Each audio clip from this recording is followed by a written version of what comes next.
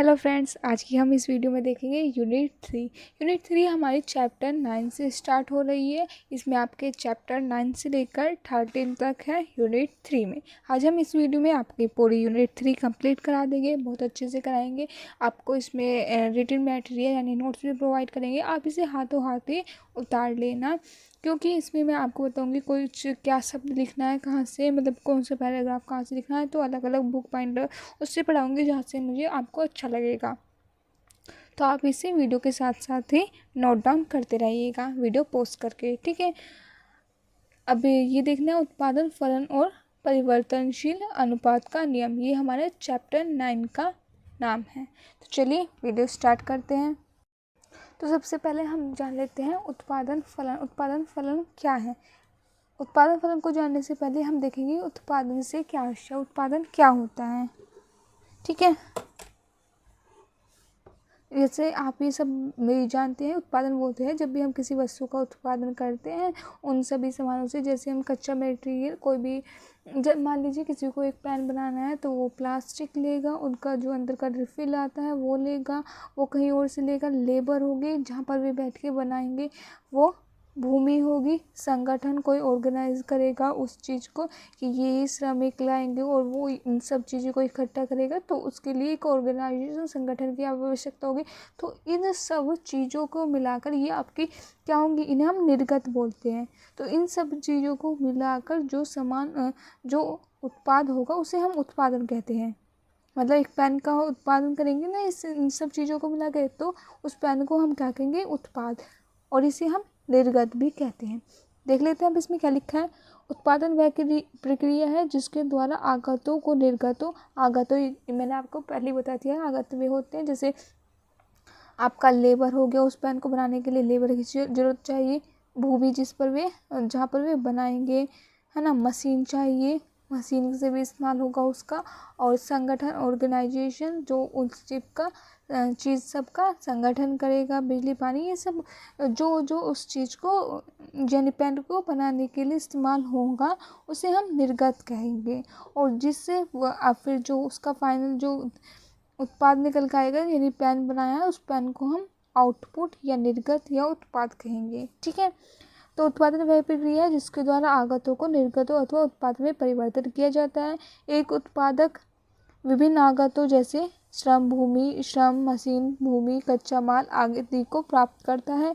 इन आगतों का प्रयोग करके वह प्रत्येक वस्तु को निर्माण के लिए अलग अलग उसकी आगतें होंगी, क्योंकि किसी भी वस्तु को निर्माण करने के लिए जो अलग अलग वस्तु है उनको अलग अलग सामान चाहिए। देखो, श्रम तो सभी को जरूरत है, मशीन की भी कोई कोई वस्तु ऐसी होती है बिना मशीन के भी बनाई जा सकती है, और भूमि की भी ये मेन आवश्यकता है। श्रम, भूमि, पूंजी, साहस, ये चार तो किसी भी चीज़ को बनाने के लिए ज़रूरी है। ये चार तो चाहिए ही, चाहे आप कुछ भी बनाएं। और बाकी उस जो भी आप उत्पाद बना रहे हो उस पर निर्भर करता है कि आपको उसके लिए बनाने के लिए क्या क्या ज़रूरत है, ठीक है। आदि को प्राप्त करता है। इन आगतों का प्रयोग करके वह वस्तु अथवा सेवा का उत्पादन करता है। इन वस्तुओं एवं सेवाओं का उपयोग उपभोक्ता द्वारा अपनी जरूरतों व इच्छाओं को संतुष्टि के लिए किया जाता है। अन्य उत्पादक द्वारा अन्य वस्तु के उत्पादन के लिए किया जा सकता है। उदाहरण एक कार निर्माता भूमि का फैक्ट्री के लिए उपयोग करता है तथा मशीनों व श्रम व कच्चे माल जैसे स्टील, एल्युमिनियम, रबर आदि का उपयोग कारों का उत्पादन करने के लिए करता है। इन कारों का उपभोक्ता अपने स्वयं के उपयोग हेतु खरीद सकते हैं अथवा ओएलए कंपनी इसे टैक्सी के रूप में चलाने के लिए खरीद कर नई सेवाओं का सृजन कर सकती है। यहाँ पर यह ध्यान रखना चाहिए कि अर्थशास्त्र में उत्पादन को उपयोगिता का सृजन मानना चाहिए, ठीक है। बस यही है इसमें। आपको इसमें लिखना क्या है, आपको इसमें ये लिखना है उत्पादन वह प्रक्रिया जिसके द्वारा आगतों को निर्गतों अथवा उत्पाद में परिवर्तन किया जाता है। बस यहाँ तक उत्पादन क्या, उत्पादन से आशय, इतना लिख लेना बस। फिर आ जाएगा उत्पादन के घटक क्या क्या हैं। उत्पादन के कारक और गैर कारक दो घटक हैं। कारक घटक में भूमि, श्रम, पूंजी एवं साहस को कारक आदकों के अंतर्गत वर्गीकृत किया जाता है, और इसको भी हम दो वर्गों में विभाजित करते हैं। कारक आदकों को भी स्थिर और परिवर्तनशील। जो मतलब स्थिर है जिसे हम परिवर्तन नहीं कर सकते, है ना। यह वे घटक हैं जो कि उत्पादन के स्तर के साथ परिवर्तन नहीं होते। उत्पादन जैसे जैसे हमारा उत्पादन परिवर्तन होता है उसके साथ ये परिवर्तन नहीं होते। जैसे भूमि और मशीन, आप भूमि और मशीन को शॉर्ट टाइम में नहीं परिवर्तन कर सकते। हाँ, लॉन्ग रन में आप चाहे तो बहुत समय है तब परिवर्तन कर सकते हैं, पर लेकिन एकदम इसे उत्पादन के साथ परिवर्तन नहीं कर सकते। फिर हमारे परिवर्तनशील घटक, ये वे घटक है जो कि उत्पादन के स्तर के साथ परिवर्तन हो जाती है, जैसे इन्हें आप परिवर्तन कर सकते हैं एकदम। फिर आ जाता है हमारा गैर कारक आदान। गैर कारक आदान में कच्ची सामग्री, पावर और आदि सम्मिलित है। ठीक है, अब आपका ये आ जाता है उत्पादन प्लांट। ये आपका इम्पोर्टेंट है, ये कई बार आपका शॉर्ट और वेरी शॉर्ट में पूछ लिया जाता है, यहाँ तक के लॉन्ग में भी पूछ लिया जाता है। तो इस वाले को आप बहुत अच्छे से करना, ये मोस्ट इम्पोर्टेंट है। ठीक है, अच्छे से करना, ये बहुत इम्पोर्टेंट है। ये आता ही है उत्पादन फलन उपयोग में लाए गए आगतों तथा फर्मों द्वारा उत्पादित निर्गतों के मध्य का संबंध दर्शाता है। ठीक है, इसे में इसका एक और फॉर्मूला है, एक और वो है, इसे आपको ऐसे याद करना पड़ेगा। ये देखिए, ये लिख रखा है मैंने आसान लैंग्वेज में, इसे आप लिख सकते हैं।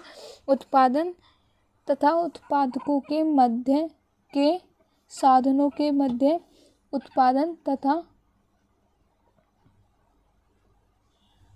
उत्पादनों, देखो ये ऐसा है, उत्पादन तथा उत्पादकों के साधकों के मध्य पाए जाने उत्पादकों है, ये ध्यान रखना।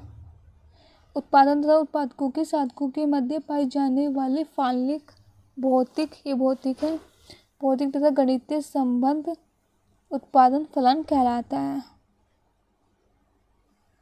या उत्पादों तथा आगतों के बीच के संबंध को उत्पादन फलन कहते हैं। यह सिंपल वर्डों में लिख सकते हैं, उत्पादों तथा आगतों के बीच की, ये बहुत आसान है, ये बात लिख लेना। उत्पादों तथा आगतों के बीच के संबंध को उत्पादन फलन कहते हैं। ये देखिए, इसका फॉर्मूला दे रखा है यहाँ पे, Qx = F फलन है, L ये लेबर हो, श्रम हो गया, लेबर हो गया, K कैपिटल यानी पूंजी हो गया। ये देखो इसमें दिखा रखा है यहाँ पर, Qx वस्तु की उत्पादित इकाइयाँ हैं, ये x तो इकाइयाँ हैं, Q क्वांटिटी है, L श्रम है, K पूंजी है। यानी ये बता रहा है कि उत्पादन फलन उत्पादों तथा आगतों के मध्य पाए जाने वाले संबंध को दिखाता है। मतलब जैसे जैसे आपका ये लेबर और कैपिटल इनमें परिवर्तन होगा तो क्वांटिटी में भी आपका परिवर्तन आ जाएगा। तो ये दे रखा है उत्पादन तथा आगतों के बीच, उत्पादकों तथा आगतों के बीच के संबंध को उत्पादन फलन कहते हैं। ये तो उत्पादक है और ये आपके आघात है, मैंने आघात बताया ना, श्रम, भूमि, पूंजी, साहस, ये सारे आपके आघात हैं। तो उत्पादन तथा आघातकों के मध्य पाए जाने वाले फाल्निक संबंध को ही हम उत्पादन फलन कहते हैं। तो ये आपको एज इट इज़ याद करना होगा, या आप ये कर सकते हैं ना, उत्पादन तथा आगतों के बीच के संबंध को उत्पादन फलन कहते हैं। बहुत ही आसान है, इसे याद कर लीजिए। और ये रहा फॉर्मूला, बस और कुछ नहीं करना इसमें। आगे आप करेंगे उत्पादन में समयावधि की धारणा, अति लघु, लघु और दीर्घावधि। अति लघु में क्या होता है, अति लघु में हम कुछ इतना खास परिवर्तन नहीं कर सकते। ये देखिए, यह वह अवधि है जिसमें उत्पादन के घटकों में परिवर्तन नहीं किया जा सकता, यानी इसमें उत्पादन के घटकों में परिवर्तन किया जा सकता है। इस अवधि में उत्पादन के स्तर में परिवर्तन नहीं किया जा सकता, इस अवधि में उत्पादन प्रभावित नहीं होता है। अति लघु में प्रभावित नहीं होता क्योंकि इस अवधि में उत्पादन में हम परिवर्तन नहीं कर सकते। फिर लघु आ जाएगा, यह वह अवधि है जिसमें उत्पादन केवल परिवर्तनशील घटकों में इसमें केवल परिवर्तनशील घटकों में ही परिवर्तन किया जा सकता है। परिवर्तनशील आपको घटक मैंने आपको बताए थे पीछे। ठीक है, अतः इस अवधि में उत्पादन एक सीमित स्तर तक ही प्रभावित होता है। फिर दीर्घकालीन, यह अवधि है जिसमें उत्पादन परिवर्तनशील व स्थिर दोनों प्रकार के घटकों में परिवर्तन किया जा सकता है। अन्य शब्दों में यह कहा जा सकता है कि दीर्घ अवधि में सभी घटक परिवर्तन होते हैं, अतः इस अवधि में उत्पादन को किसी भी स्तर से प्रभावित कर सकते हैं। ठीक है, उत्पादन की अवधारणा लिख ली। अब आ जाएगा उत्पादन की माप। हमारे उत्पादन की माप कुल उत्पादन, सीमांत और औसती 3 होते हैं। देख लेते हैं पहले कुल उत्पादन। कुल उत्पादन में आप ये लिख लेना, ये बहुत आसान है। एक निश्चित अवधि में उत्पादन के सभी साधनों का ये देखो मैंने लिख रखा है, इसलिए मैं आपको बोल के बता रही हूँ। आपके जो समझ में नहीं आए, हो सकता है आपकी समझ में ना आए, इसलिए मैं आपको बोल के बता रही हूँ। एक निश्चित अवधि में उत्पादन के सभी साधनों का प्रयोग करके कुल जितना उत्पादन किया जाता है उसे सीमांत उत्पादन कहते हैं। ठीक है, एक निश्चित अवधि में उत्पादन के सभी साधनों का प्रयोग करके कुल जितना उत्पादन किया जाता है उसे कुल उत्पादन कहेंगे। सीमांत नहीं, इन्होंने गलत लिख रखा है, उसे कुल उत्पादन कहेंगे। उत्पादन के जब हम सभी साधनों का प्रयोग करके कुल जितना उत्पादन किया जाता है उसे हम कुल उत्पादन कहते हैं, ऐसे लिखना आप। ठीक है, कुल उत्पादन का फॉर्मूला दे रखा है, टीपी इज इक्वल टू ये एमपी, यानी सीमांत उत्पाद का योग, इसे हम योग बोलते हैं। तो सीमांत उत्पाद का योग, सीमांत उत्पाद आ जाएगा श्रम की अतिरिक्त मात्रा में वृद्धि करने पर कुल उत्पादन में जो परिवर्तन आता है उसे सीमांत उत्पादन कहते हैं। सीमांत उत्पादन का ऐसे लिखना है, श्रम की एक अतिरिक्त मात्रा में वृद्धि करने पर कुल जो उत्पादन में हमारा परिवर्तन होगा वही सीमांत उत्पादन कहलाता है। इसका फॉर्मूला ये लिख रखा है, M P is equal to T P N minus T P N minus 1, या एक ये है M P is equal to delta T P upon A R. इनमें से आपको ऐसा लिख लेना है एक। फिर आ जाएगा औसत उत्पादन, कुल उत्पादन में श्रमिकों की मात्रा का भाग, कुल उत्पादनों में श्रमिकों की मात्रा का भाग लगाने पर प्राप्त भागफल औसत उत्पादन कहलाता है। एक बार और बोल रही हूँ, कुल उत्पादन में श्रमिकों की मात्रा का भाग लगाने पर प्राप्त भागफल औसत उत्पादन आता है। ये देखा, यही डिफाइन कर रखा है, इसमें लिख रखा ना, औसत उत्पादन इक्वल टू कुल उत्पादन में से हम लेबर को घटा देंगे, श्रम को वो घटा देंगे तो हमारा औसत उत्पाद आ जाएगा। श्रम की इकाइयों को भाग दे देंगे, कुल उत्पादन श्रम की इकाई एल से। फिर इसमें अब हमें ये पूरा दे रखा है, इसे पूरा रेखाचित्र द्वारा हमें समझा दिया गया है। कुल उत्पादन, सीमांत उत्पादन व औसत उत्पादन की ये सारणी दे रखी है इन्होंने। ये हमारा कुल उत्पादन है जब हम श्रम की साधन की, ये श्रम परिवर्तनशील साधन इकाइयों में जब हम श्रम की एक इकाई 0 इकाई लेंगे, जब कोई श्रम है वो कुछ उत्पादन नहीं कर रहा तो उत्पादन कहाँ से हो जाएगा, फिर 0 ही हो जाएगा। सीमांत कुल औसत सभी 0 ही होंगे। जब कोई श्रम उत्पादन ही नहीं कर रहा तो उत्पादन कहाँ से हो जाएगा। जब श्रम की एक इकाई उत्पादन कर रही है तो हमारा कुल भी 20 होगा, औसत भी और सीमांत भी। और जब दूसरी इकाई उत्पादन करेगी तो हमारा क्या आएगा, 50 हो जाएगा, क्योंकि 30 हुआ, यानी इसका सीमांत उत्पादन 30 होगा। क्योंकि कुल उत्पादन में से हम पहले वाली इकाई को घटा देते हैं तो हमारा सीमांत आ जाता है। और औसत में तो हमारा यही होता है, जो हमारा कुल उत्पादन होता है उसमें से हम लेबर, ये जो बताया था मैंने, श्रमिकों की संख्या से भाग दे देंगे तो जो आएगा वो हमारा औसत हो जाएगा। 2 दूनी 4, 2 पंचे 10, 25 आ जाएगा, 25 ये ना हो गया। ऐसे ही इन्होंने ये पूरा निकाल रखा है। इसमें आप कुल उत्पादन में अपनी इमेजनरी कुछ भी डिजिट ले सकते हैं, बट ये ध्यान रखिए ये बढ़ती हुई होनी चाहिए बस। फिर एक समय के बाद ये घट भी जाएगी। देखिए शुरुआत में तो आप इसे 30, इन्होंने 30 बढ़ाई है, फिर इन्होंने थोड़ा सा 40 कर दी है ना, 20, 30, 40 इनका सीमांत बढ़ा दिया इन्होंने। फिर उन्होंने कम करते गए, फिर 0 कर दी और फिर इन्होंने माइनस में भी पहुंचा दी। देख सकते हैं, पहले तो इन्होंने श्रम की इकाइयों को हमारा बढ़ा दिया, फिर इन्होंने थोड़ा सा कम कर दिया और फिर इन्होंने माइनस में भी कर दिया। ये रखा है, सीमांत में दिखा रहे हैं। ये देखिए इसका ये चित्र बना रखा है, डायरेक्ट इस डिजिट को इसमें पुट करेंगे तो हमारा चित्र ऐसे बन जाएगा। इसे आप डिजिट करके भी कर सकते हैं या डायरेक्ट इसे ऐसे भी बना सकते हैं, आपकी मर्जी है। उत्पादन, इधर श्रम की इकाई दे रखा है, पूरा इधर डिफाइन कर रखा है, आप देख लेना, है ना। बाकी ये रहने देना, ये तो सारे उदाहरण दे रखे हैं इन्होंने, ये तो कुछ है नहीं। फिर आ जाएगा हमारा हास्यमान प्रतिफल का नियम, या जिसे हम क्रमागत उत्पत्ति हास्य नियम भी कहते हैं, या हम इसे परिवर्तनशील अनुपात का नियम कहते हैं। ये तीनों एक के ही नाम है, इसलिए कंफ्यूज मत हो जाना। हास्यमान प्रतिफल का नियम, क्रमागत उत्पत्ति हास्य नियम या परिवर्तनशील अनुपात के नियम, ठीक है, ये तीनों एक ही हैं। इसे सर्वप्रथम प्रकृतिवादी अर्थशास्त्री टोरगेट ने इस नियम का विवेचना की थी। और बस इस नियम की मान्यता देख लीजिए। पहले उत्पादन के साधनों के अनुपात को परिवर्तित कर सकते हैं और परिवर्तनशील साधनों की समस्त इकाई समान होनी चाहिए और परिवर्तनशील साधनों की पर्याप्त इकाई का प्रयोग किया हो जाने के पश्चात ही यह नियम क्रियाशील होता है। और बाकी ये इधर मान्यताएं दे रखी है, आप पढ़ लेना। फिर परिवर्तनशील अनुपात नियम की क्रियाशीलता होने के कारण कि यह क्रियाशील क्यों होता है, इन्होंने कुछ कारण दे रखे हैं। उत्पादन के साधनों का एक दूसरे से पूर्ण स्थानापन्न नहीं होना।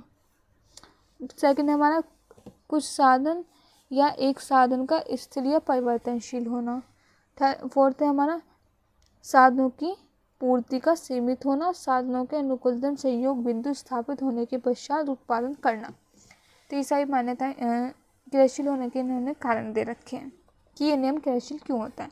तो आप इसे देख लेना, इसकी हेडिंग लिख लेना, अंदर लिखने की जरूरत नहीं है। फिर इसकी अवस्थाएं दे रखी हैं। ये परिवर्तनशील अनुपात नियम की 3 अवस्थाएं होती हैं, वृद्धिमान प्रतिफल का नियम, ह्रासमान प्रतिफल का नियम और एक होता है ऋणात्मक प्रतिफल का नियम। ये 3 होते हैं इसके परिवर्तनशील अनुपात नियम की अवस्थाएं। इसमें देख सकते हैं क्या लिखा है। इस अवस्था में उत्पादन के परिवर्तनशील साधनों, उत्पादन के जो परिवर्तनशील साधन बताए थे मैंने, श्रम पूंजी की इकाइयों में वृद्धि करने के परिणाम स्वरूप संगठन में सुधार होता है और जब संगठन में सुधार होता है तो उत्पादन उस अनुपात में अधिक हो जाता है जिस अनुपात में पूंजी व श्रम की इकाई की जाती है तथा इसका परिणाम यह होता है कि औसत उत्पादन में वृद्धि होती है। कहने का तात्पर्य ये है कि जब हम प्रथम अवस्था में या शुरुआत में किसी परिवर्तनशील साधनों के अनुपात में वृद्धि करें, परिवर्तनशील साधन श्रम और पूंजी यानी इनमें वृद्धि करेंगे तो हमारे संगठन में सुधार होगा। तो उससे हमारा क्या होगा, कुल उत्पादन भी बढ़ती दर से बढ़ेगा और सीमांत, ये देख सकते हैं आप इधर दे रखा है, कुल उत्पादन भी बढ़ती दर से बढ़ेगा, सीमांत उत्पादन भी बढ़ेगा और औसत उत्पादन भी बढ़ेगा। यही बताया है बस इन्होंने।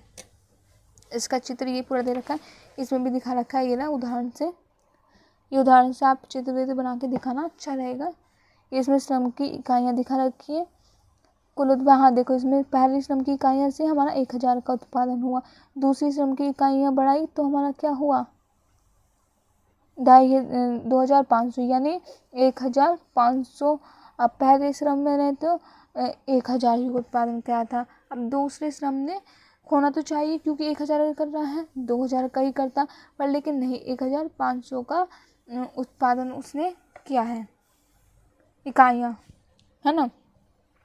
तो यानी उससे अब ज़्यादा हो गया, तीसरी इकाई बढ़ाई तो और ज़्यादा हो गया, चौथी इकाई बढ़ाई तो और ज़्यादा हो गया, पांचवी इकाई बढ़ाई तो और ज़्यादा हो गया।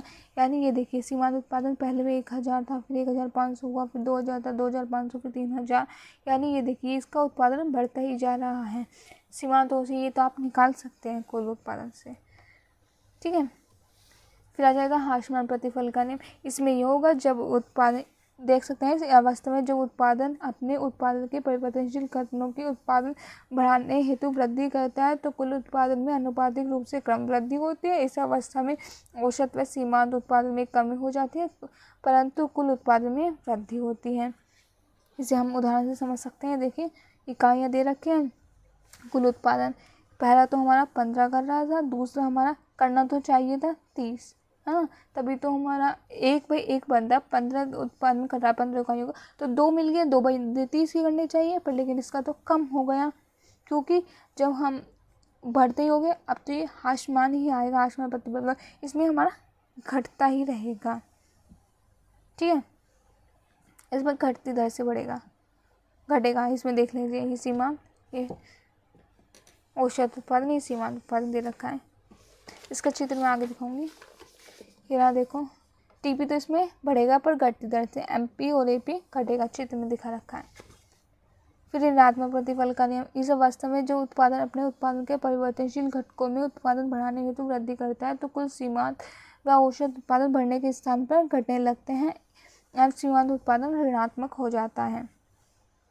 ये देखिए इसमें जैसे हम इकाइयाँ बढ़ाएंगे तो हमारा उत्पादन, कुल उत्पादन भी घटने लगेगा और ये तो घटेंगे, ये तो बल्कि सीमांत उत्पादन तो माइनस में ही पहुंच जाएगा। ये देखिए MP ये हमारा माइनस में पहुंच गया। ठीक है, ये आपके पूरा समझ में आ गया होगा। ये इन्होंने पूरी अब ये तीनों अवस्थाओं को एक साथ दिखा रखा है। ये TP का पूरा वक्र है। ये तो हमारा पहली अवस्था में है जब वृद्धिमान प्रतिफल का नियम होता है, सेकंड अवस्था जब ह्रासमान, और थर्ड अवस्था ऋणात्मक। TP का है ये, यानी टोटल प्रोडक्शन, कुल उत्पाद। ये MP का दे रखा है, ये पहली अवस्था, दूसरी, तीसरी। ठीक है, और इन्होंने कुछ दे रखा है परिवर्तनशील उत्पाद नियम, कुल उत्पादन, सीमांत उत्पादन में संबंध क्या है। इन्हें चाहे तो कर लेना वरना छोड़ देना, कोई जरूरत नहीं है। अब हमारा आगे चैप्टर 10, इसका नाम है हमारा समूह उत्पादक वक्र। जैसा कि आप नाम से ही देख सकते हैं, समूह उत्पादन, समूह में समान उत्पादन वक्र, जहाँ पर ये वक्र ऐसा होगा जहाँ पर जो हमें समान उत्पादन को दर्शाए। समूह समान, उत्पादन उत्पादन वक्र, जहाँ पर जिस वक्र पर समान उत्पादन को दिखाए वही वक्र हमारा समोत्पादक वक्र होगा। ठीक है, इसमें दे भी रखा है प्रत्येक उत्पादन के सम्मुख यह है समस्या होती है कि उत्पादन के विभिन्न साधनों को वह किस अनुपात में मिलाया जाए जिससे न्यूनतम लागत पर अधिकतम मात्रा हो सके। प्रत्येक उत्पादक, प्रत्येक प्रोडक्शन जो हमारा किसी वस्तु का निर्माण करता है, ये चाहता है कि वह उसका न्यूनतम लागत लगे और उसे अधिकतम उत्पाद मिले। प्रत्येक प्रोड्यूसर ये चाहता है साधनों के इस अनुकूलतम संयोग की समस्या का समाधान समोत्पादक वक्र की सहायता से किया जा सकता है, और इस समस्या का समाधान के लिए समोत्पादक वक्र आया है, इसके द्वारा हम कर सकते हैं। समोत्पादक वक्र को उत्पादन तटस्थता वक्र कहा जाता है। समोत्पादक वक्र को हम उत्पादन तटस्थता वक्र कहते हैं। सैमुअल्सन के इन्हें रहने दो, ये वाला इसका कर लेना अगर आप करोगे कि किर्स्टेड के अनुसार समोत्पादक वक्र दो संसाधनों के उन सभी संभवत प्रयोग को बताता है जो कि एक समान कुल उत्पादन प्रदान करता है। इसकी राइटिंग थोड़ी सी ऐसी हो रही है राइटिंग थोड़ी गंदी है, उसका ध्यान ना रखिए। मैं आपको बोल के बता रही हूँ तो उस पर ध्यान दीजिए, आपको अच्छे से समझ में आ जाएगा। बाकी बिल्कुल इजी लैंग्वेज में लिख रखा है मैंने, ये इसमें उदाहरण भी दे रखा है। ठीक है, ये देख सकते हैं, ये रहा आपका समोत्पादक वक्र। इस पर आप किसी भी वक्र पर उत्पादन करेंगे आपको समान उत्पादन मिलेगा, मतलब इसमें अधिकतम संतुष्टि मिलेगी। इसमें आपका एक उपभोक्ता का भी था ना एक तटस्थता वक्र, जो मैंने आपको पहले बताया था। ऐसे ये एक उत्पादक यानी कि प्रोडक्शन का है, ये हमारा कंज्यूमर का पहले बता दिया था। अभी ये हमारा उत्पादकता का है, उत्पादक उपभोक्ता का मैंने आप पहले ही बता देते। अभी उत्पादकता का है, जो हमारा प्रोड्यूसर होता है उसका वक्र है ये। यानी वो किसी भी या तो वो 15 वस्तुओं का, यानी क्या मतलब है, या तो वो 15 पूंजी का इस्तेमाल कर ले या फिर वो एक श्रम का इस्तेमाल कर ले, उत्पादन बराबर ही होगा। या उत्पादन हमारे 100 का ही होना है, ये वक्र हमारा 100 को दिखा रहा है। या फिर वो हमारा 12 पूंजी की इकाइयों को ले ले और 2 श्रम को ले ले, तब भी हमारा उत्पादन 100 ही होगा। या वो श्रम की 3 इकाई ले ले और पूंजी की 10 इकाई ले ले, तब भी 100 ही होगा। श्रम की 4 इकाई ले ले, पूंजी की 9 ले ले, 100 ही होगा। यानी इस वक्र पर वो कोई सा भी बिंदु ले ले, उत्पादन 100 ही होना है, यही दिखाया है इन्होंने। फिर हमारा आ जाएगा नेक्स्ट पॉइंट, ये आपका लॉन्ग में नहीं आएगा, समोत्पादक वक्र शॉर्ट वेरी शॉर्ट में ही आएगा। फिर नेक्स्ट हमारा तकनीकी प्रतिस्थापन की सीमांतर अथवा साधन प्रतिस्थापन। प्राय उत्पादन के साधन एक दूसरे के स्थानापन्न होते हैं। उत्पादन की मात्रा स्थिर रहने की स्थिति में उत्पादन के साधन विशेष की अन्य साधन को प्रतिस्थापन करने की क्षमता को तकनीकी प्रतिस्थापन की सीमांतर कहते हैं। परिभाषा दे रखी है, देख लेना आप बस इसको यही कर लेना, इतना और ज़रूरत नहीं है। ये देख सकते हैं आप, इसको उदाहरण भी पूरा दे रखा है।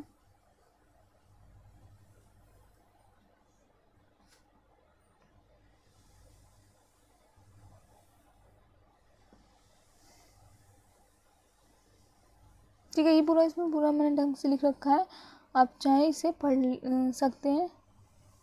चलो मैं आपको एक बार पढ़ के बता देती हूँ सारणी। तो उपयुक्त सारणी में स्पष्ट है कि श्रम व पूंजी का कोई संयोग क्यों न लिया जाए, मतलब उसका कोई सी भी संयोग ले ले, उत्पादन 100 ही क्विंटल रहेगा, अर्थात वे एक ही समोत्पाद वक्र पर स्थित रहेंगे। संयोग ए अर्थात एक श्रम प्लस 15 पूंजी है ना, देखो एक श्रम या वो 15 पूंजी के संयोग ले ले, संयोग और या फिर वो संयोग ले ले 8 अर्थात 2 श्रम प्लस 12 पूंजी, 2 श्रम या 12 पूंजी, इस वाले संयोग को ले ले, 20 श्रम है ये, सॉरी 20 संयोग है ये, ठीक है।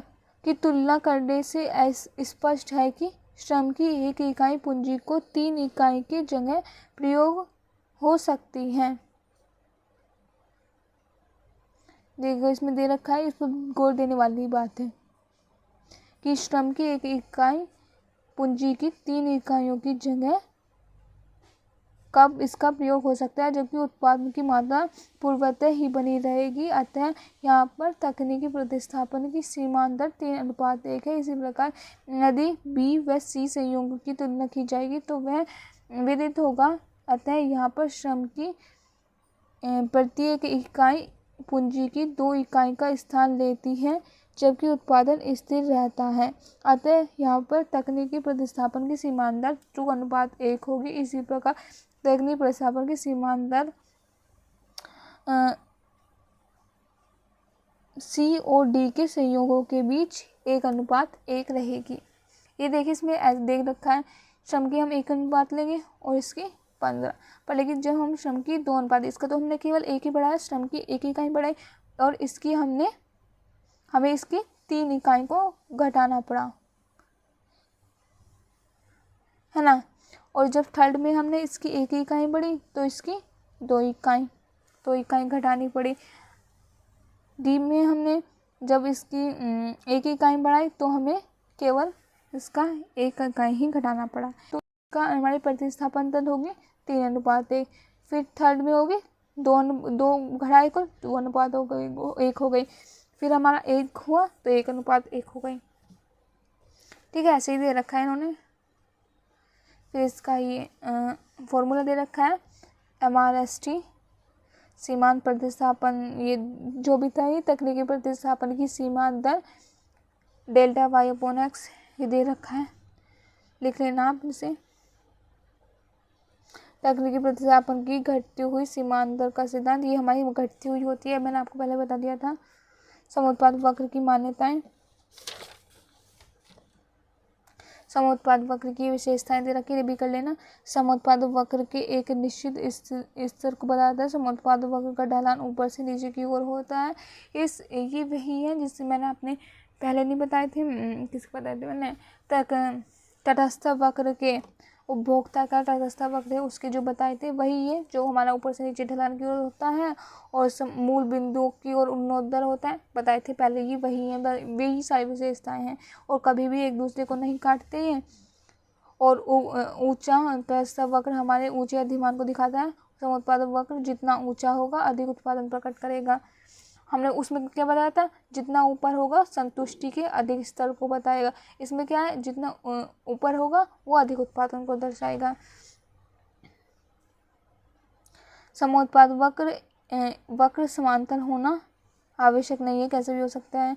तो समोत्पाद वक्र के बीच अनेक समोत्पाद वक्र हो सकते हैं, इसके कितने ही हो सकते हैं। फिर समोत्पाद वक्र किसी भी अक्ष को नहीं छुएगा, ये भी मैंने आपको उसमें बता दिया था। सब वही है, इसमें दे रखा है। अब इसमें उदासीनता वक्र, वो आपका उदासीनता वक्र था, ये समोत्पाद वक्र है जिसे हम तुष्टिगुण वक्र भी बोला था हमने। अब इसमें क्या हमारा अंतर है, उदासीनता वक्र संतुष्टि या उपयोगिता को व्यक्त करता है, परंतु संतुष्टि को किसी भौतिक इकाई के मध्य में व्यक्त नहीं करा जा सकता। संतुष्टि के परिणाम स्वरूप माप की व्याख्या इसके द्वारा नहीं होती है, परंतु समोत्पाद वक्र साधनों के विभिन्न संयोगों को से प्राप्त होता है वाला समोत्पाद वक्र को दिखाता है, जिनकी माप भौतिक इकाइयों के रूप में की जा सकती है। उसे हम भौतिक इकाइयों में नहीं कर सकते, उदासीनता वक्र को इसे हम इकाइयों में कर सकते हैं। मेन यही है। दो उदासीनता वक्रों के विश्लेषण में यह स्पष्ट नहीं होता कि ऊंचे तटस्थ वक्र से मिलने वाली संतुष्टि निचले उदासीनता वक्र से मिलने वाली संतुष्टि से कितनी अधिक है। यानी इसे हम इकाइयों में देख सकते हैं, तो इसमें हम माप सकते हैं ऊपर वाले से कितनी मिल रही है, नीचे वाले से कितनी मिल रही है। बस मेन अंतर यही है इसमें। और ये देखा है उत्पादन की परिधि रेखा। समुत्पाद वक्र का केवल वह भाग जो परिधि रेखाओं के बीच में है उत्पादन के लिए उपयुक्त है। समुत्पाद वक्र बाईं से दाहिनी और नीचे की ओर ढालू होता है, लेकिन एक सीमा के बाद समुत्पाद वक्र पीछे की ओर मोड़ लिए हुए अर्थात धनात्मक ढाल वाला हो जाता है। अर्थात ऐसी स्थिति में समुत्पाद वक्र आवश्यकता से अधिक श्रम और पूंजी दोनों साधनों का प्रयोग करता है। अतः एक व्यक्ति समुत्पाद वक्रों के इन्हीं भागों को उत्पादन निर्धारित करेगा जो मूल बिंदु के प्रति उन्नोदय या परिधि रेखाओं के बीच में स्थित होंगे। देखो ये है, ऐसा होता है हमारा एक समय के पास ऐसा हो जाएगा मोड़ लिए। इसमें यही पूरा इसमें दर्शा रखा, आप खुद पढ़ लेना।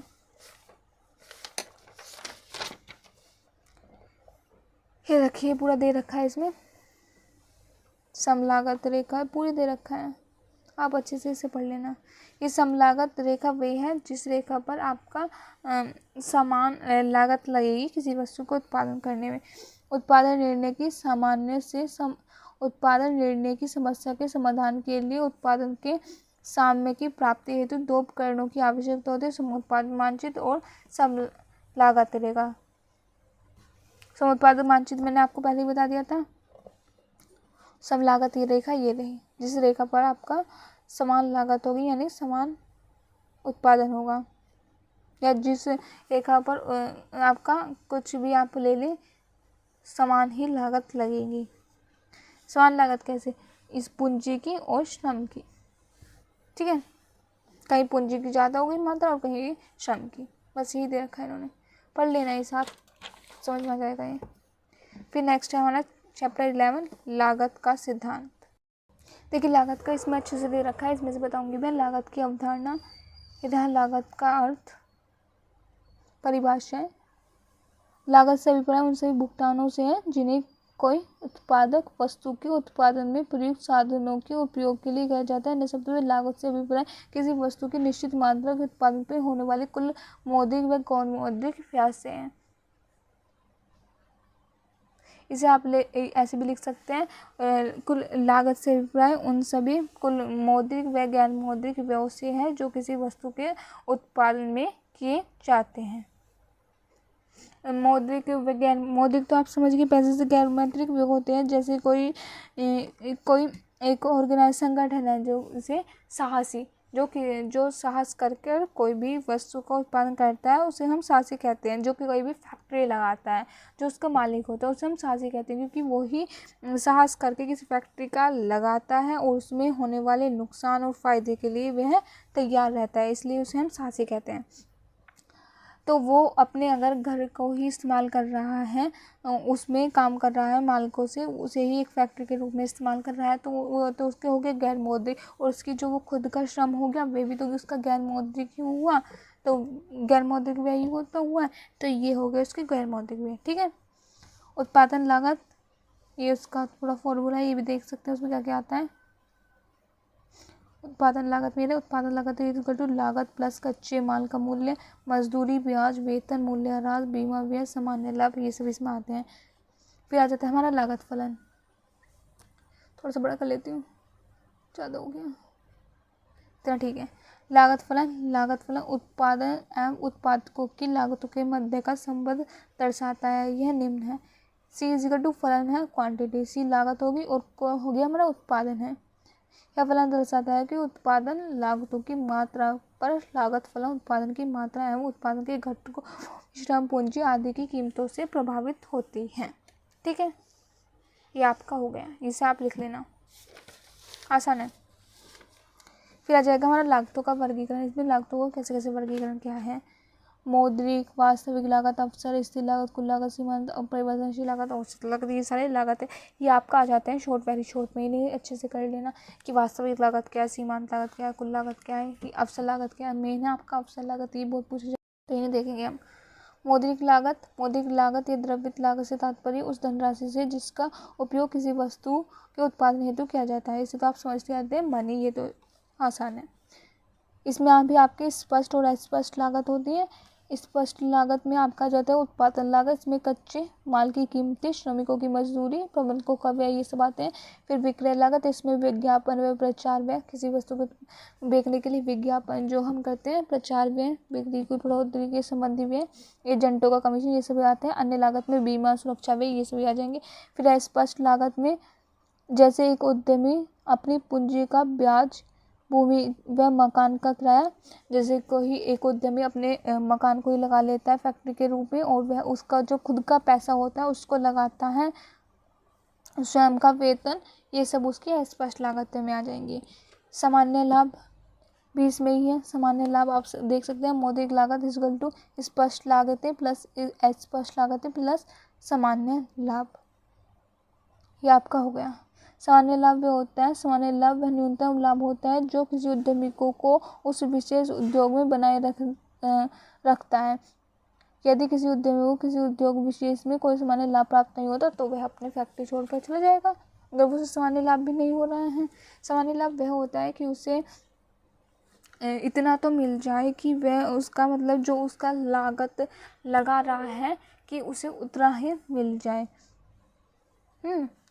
जितना वो लागत लगा रहा है, अगर उसे किसी उद्यमी को उतना भी मिल जाता है तो वो उस उद्योग में बना रहता है। वो सोचेगा आगे हमारा और लाभ होगा तो और मतलब और अच्छा प्रोडक्शन होगा तो और ज़्यादा हमें लाभ मिल जाएगा। अगर किसी को उद्यमी को उतना भी नहीं मिलता जितना वो लगा रहा है, श्रमिकों को दे रहा है, वो भी सब उसकी पूर्ति नहीं हो पाती, तो वो उस उद्योग से चला जाएगा, छोड़ देगा।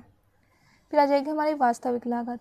वास्तविक लागतों से विपरीत उन सभी कष्टों, प्रयत्नों व त्यागों से है जो किसी वस्तु के उत्पादन में उसे करने पड़ते हैं। ठीक है।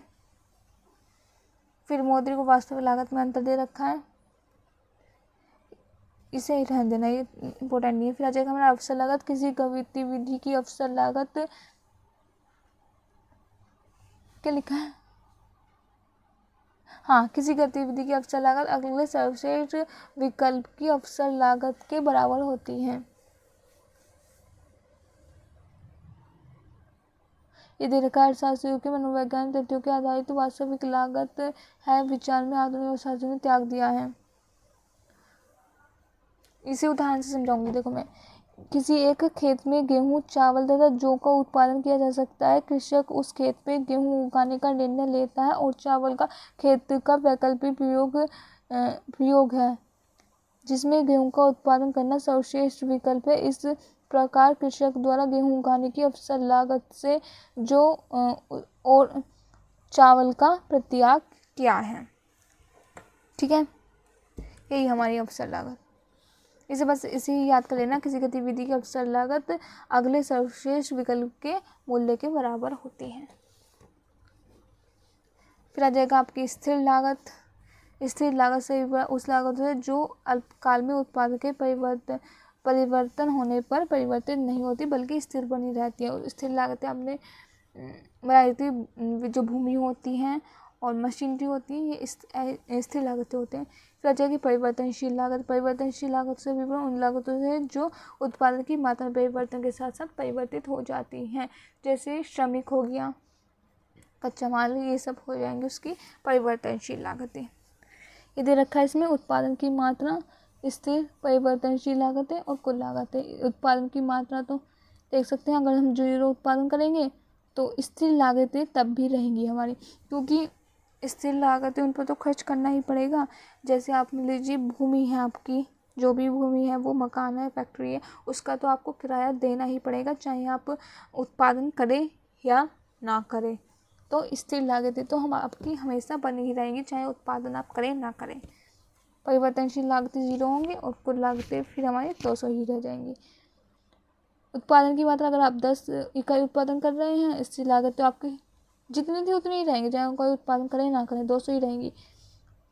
परिवर्तनशील लागतें 100 हो जाएंगी। फिर आप उत्पादन बढ़ाएंगे तो 100 से जिन उत्पादन बढ़ाते रहेंगे फिर आपकी परिवर्तनशील लागतें बढ़ती रहेंगी और कुल लागतें स्थिर और परिवर्तनशील लागतों का जोड़ होता है। ठीक है, ये देख रखे हैं इसमें, ये तो स्थिर लागतों का है यानी फिक्स्ड है, इसकी 200 ही है लागत और ये बढ़ती रह रही है जैसे जैसे हमारा उत्पादन भी बढ़ रहा है, ये लागत भी बढ़ रही है। ठीक है, फिर आ जाएगा हमारा कुल लागत है, किसी वस्तु की उत्पत्ति में की गई समस्त इकाइयों की मौद्रिक लागतों का योग कुल लागत कहलाते हैं। कुल लागत इज इक्वल टू कुल स्थिर लागत और कुल परिवर्तनशील लागत, यानी कुल लागत कुल स्थिर लागत और कुल परिवर्तनशील लागत का जोड़ है बस। औसत लागत, औसत लागत से विपरीत उस लागत है जो किसी वस्तु की प्रति इकाई उत्पादन में प्रयुक्त की जाती है। ये देखा, औसत लागत कुल लागत है उपवन उत्पादन की गई उत्पादित इकाइयों की मात्रा। तो इस फॉर्मूले को याद कर लीजिए, इससे आप परिभाषा भी लिख सकते हैं। औसत लागत वह है, औसत लागत को हम कुल लागतों को कुल उत्पादित इकाइयों की मात्रा से भाग देने पर हमारी औसत लागत प्राप्त होती है। ठीक है, फिर औसत स्थिर लागत आ जाती है। औसत स्थिर लागत कुल स्थिर लागत कुल उत्पादन की इकाइयाँ, फॉर्मूला याद कर लीजिए, डेफिनेशन खुद लिख सकते हैं। औसत परिवर्तनशील लागत, औसत परिवर्तनशील लागत कुल परिवर्तनशील लागत कुल उत्पादित इकाइयाँ। सीमांत लागत आ गई आपकी, सीमांत लागत का भी फॉर्मूला याद कर लीजिए। ये देखिए, एक अतिरिक्त इकाइयों का उत्पादन करने से जो कुल लागत में जितनी वृद्धि होती है, एक अतिरिक्त, इसमें बस ये ध्यान रखें, एक अतिरिक्त इकाई का उत्पादन करने से कुल लागत में जितनी वृद्धि होती है वही आपके सीमांत उत्पादन कहलाएगी। कुल लागत सीमांत लागत, कुल लागत में परिवर्तन, उत्पादन में परिवर्तन। ठीक है, उदाहरण दे रखा है इन्होंने, देख लेना आप, बस इन्हें आप खुद, बहुत हो गया है ना, बस इन्हें आप खुद देख लेना। और ये रहा औसत लागत और सीमांत लागत का वक्र, ये ध्यान रखना हमेशा, ये कर्व बहुत आता है, सीमांत लागत औसत लागत एंड तक आएगा आपके उत्पादन। ये रहा आपका सीमांत और औसत लागत, सीमांत लागत औसत लागत, सीमांत लागत औसत लागत, औसत लागत यू होता है और सीमांत लागत आपको उसके बीच में से काटता है। ठीक है, ये इसमें दे रखा है, ये पढ़ना आप अच्छे से। औसत लागत, सीमांत लागत और उत्पादन के नियम।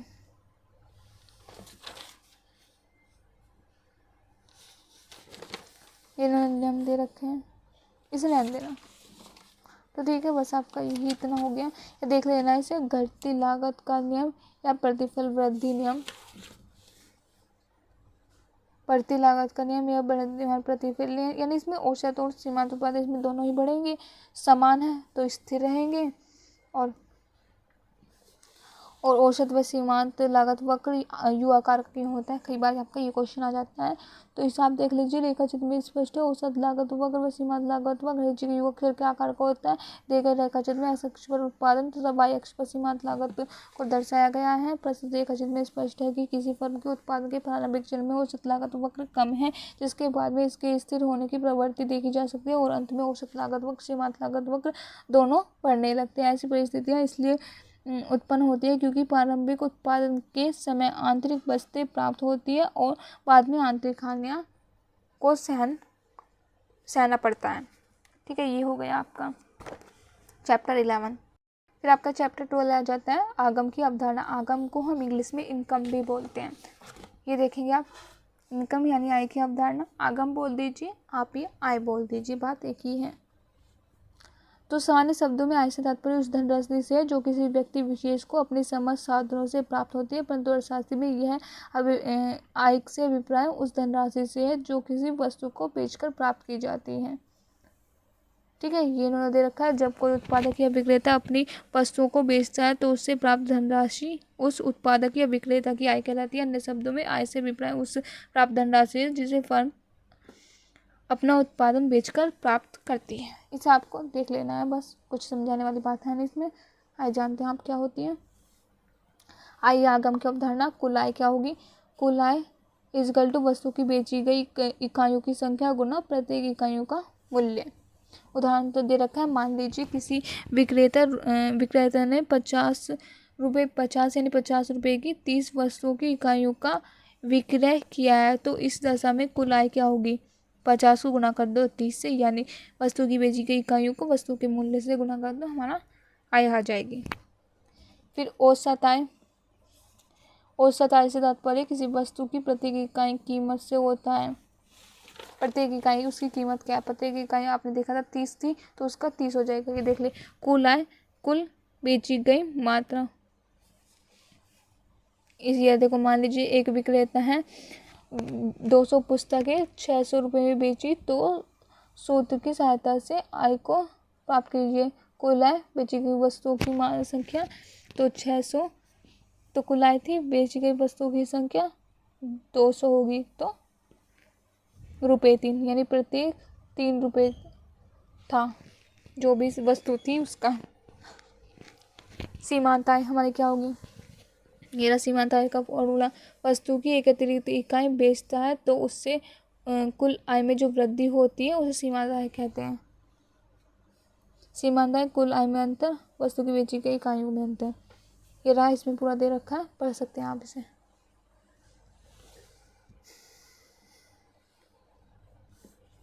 इसमें दे रखा है कुल आय, औसत आय व सीमांत आय में क्या क्या संबंध होते हैं, ये करने की जरूरत नहीं है, देख लेना यार एक बार बस। ठीक है, फिर ये इसमें दे रखा है, देख लेना आप इसे, बस मैं दिखा रही हूँ आपको, पढ़ लेना एक बार इसे। ठीक है, ये आपका ख़त्म हो गया, इसे एक बार पढ़ लेना। फिर आ जाएगा, ये देख सकते हैं आप, चैप्टर 13 आपका लास्ट है ना, इसका चैप्टर 13 लास्ट है, पैमाने की बचत और प्रतिस्थापन की लोच क्या है। तो मैं आपको इसमें से ही करा देती हूँ आसानी। इसमें दीर्घकाल में पैमाने के आंतरिक और बाहरी वस्तुओं का वर्णन कीजिए, ये इसका क्वेश्चन आंसर है। दीर्घकाल में पैमाने के विस्तार से उत्पादकों को प्राय 2 प्रकारों की वस्तुएं प्राप्त होती हैं, आंतरिक वस्तु और बाहरी वस्तु। आंतरिक वस्तु क्या होती है, मार्शल के अनुसार आंतरिक मितव्यता वे होती है जो एक फर्म को उसकी आंतरिक कुशलता और तथा व्यवस्था आदि की श्रेष्ठता के कारण होती हैं। आंतरिक वस्तुओं के कारण क्या है, साधनों की अविभाज्यता और विशिष्टीकरण। आंतरिक वस्तुओं के प्रकार दे रखे हैं। फिर आ जाता है हमारा बाह्य वस्तु। वाइसन के अनुसार बाह्य वस्तु वे होती है जो विशेष फर्म को संपूर्ण उद्योग को प्रसार के फलस्वरूप प्राप्त होती हैं, मतलब मैं आपको बता दूं, आंतरिक वस्तुएं तो वे होती हैं जब किसी एक पर्टिकुलर उद्योग ने अपने उत्पादन में कुशलता का उपयोग किया, यानी जब मान ली वो श्रम का भी प्रयोग करा था, मशीन को अब उसने लगान लगाई या अपनी तकनीकों में बढ़ोतरी करी है तो उसके अकेले के खुद के आंतरिक उत्पादन में वृद्धि होगी, है ना। उस उद्योग में ही तो होगी जिस उद्योग में इन्होंने कुशल तकनीक का उपयोग किया, मशीन का प्रयोग करने लग रहे हैं, दूसरे उद्योग में थोड़ी ना होगी, उसकी खुद की होगी। पर लेकिन हमारे जब भारी वस्तुओं की बात करते हैं तो हमारा वो हो जाता है, जब मान लीजिए किसी शहर में उसमें वहाँ पर सड़क बन रही है तो उससे सिर्फ एक किसी पर्टिकुलर उद्योग को वृद्धि नहीं होगी, सबको ही होगी, क्योंकि सब आराम से अपने सामान को, कच्चे माल को ला सकते हैं और तैयार माल को आराम से बेच सकते हैं क्योंकि सड़क बन गई है, तो उससे सबकी होगी। या वहाँ पर लाइट लग गई है या पानी की व्यवस्था अच्छी हो गई है तो उससे सब उद्योग को होगी, केवल पर्टिकुलर एक को नहीं होगी। आंतरिक में तो केवल एक को ही होती है जो अपनी नई तकनीक का इस्तेमाल करता है और उत्पादन में वृद्धि कमी जो भी करता है उससे उस एक पर्टिकुलर उद्योग को होता है, और बाहरी वस्तु में सभी को होगा। तो उद्योग का ये आप देख सकते हैं, बस इतना ही बोलते हैं, इतना, इसका कुछ नहीं होने का।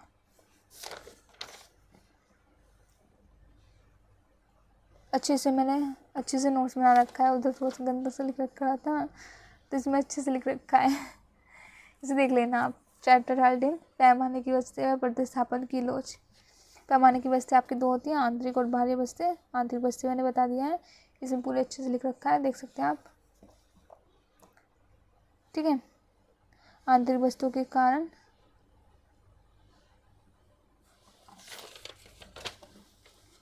वर्णन की इतनी जरूरत नहीं है, बस आंतरिक वस्तु एक बार देख लेना जो मैंने आपको बताया। आंतरिक वस्तुओं के प्रकार देख रखे हैं, इसमें थोड़ा सा अच्छे से लिख रखा है, ठीक है, देख सकते हैं आप। ज़्यादा ही लंबा बना दिया नोट्स, ये इतना मत बनाना आप। आंतरिक वस्तु बस तो देख लेना। फिर आ जाता है आपकी बाह्य वस्तु। बाह्य वस्तु मैंने आपको बता दिया था, जैसे एक सभी उद्योग को लाभ हो, किसी एक पर्टिकुलर उद्योग को ना हो, जैसे सड़क बन गई है या लाइट की अच्छी व्यवस्था हो गई या पानी की अच्छी व्यवस्था हो गई, ये भी सब संबंध क्या है आंतरिक व। एक बार आप इसका मॉडल भी देख लीजिए, है ना, मॉडल में क्या क्वेश्चन आंसर दे रखे हैं, तो आपको इसका अच्छे से पता लग जाएगा फिर। ठीक है,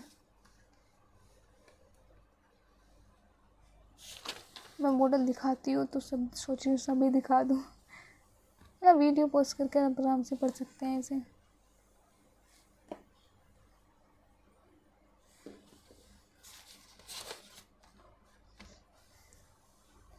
इसमें वैसे आपको शॉर्ट वेरी शॉर्ट पढ़ने की कोई ज़रूरत नहीं, सिर्फ आप लॉन्ग क्वेश्चन पढ़िए बस। सलाह मैं आपको यही दूंगी, शॉर्ट वेरी शॉर्ट पढ़ने की कोई ज़रूरत नहीं, लॉन्ग पढ़ लेंगे बस, उसमें ही आपका काम हो जाएगा, उसमें सब हो जाता है।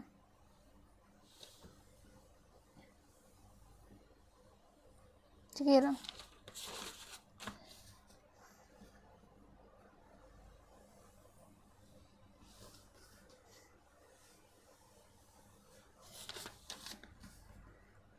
ठीक है, आप ये नहीं पूरा देख लीजिए, अच्छे से पढ़ लीजिए, तैयारी कर लीजिए।